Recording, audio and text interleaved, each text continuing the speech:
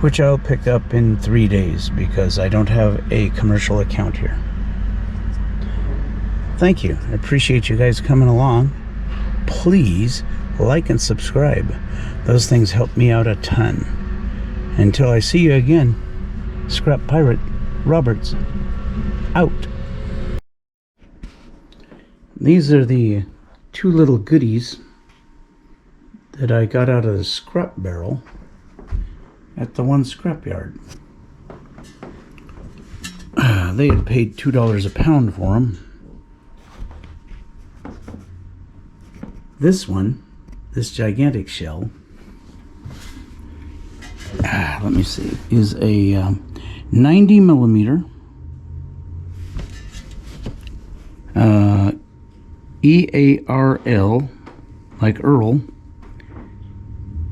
and SCP, what looks like a dollar sign at the beginning, kind of weird. 10 of 59.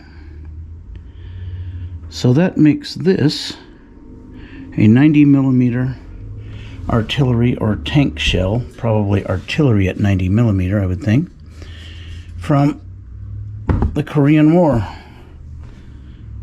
Apparently somebody died and somebody scrapped all the stuff they left behind. This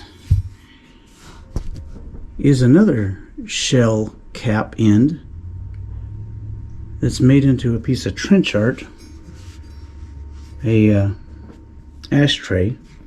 There's some solder over here, like it had another one of these, probably for cigars. Look how big this thing is. It's not for a little cigarette, I don't think. This one is pretty interesting. It says 75 millimeter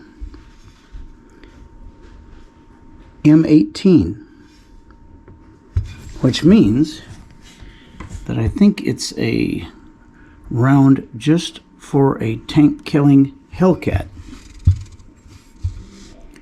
And the date on this one, I don't know if you can see it, is 1941. Sound familiar? Yep.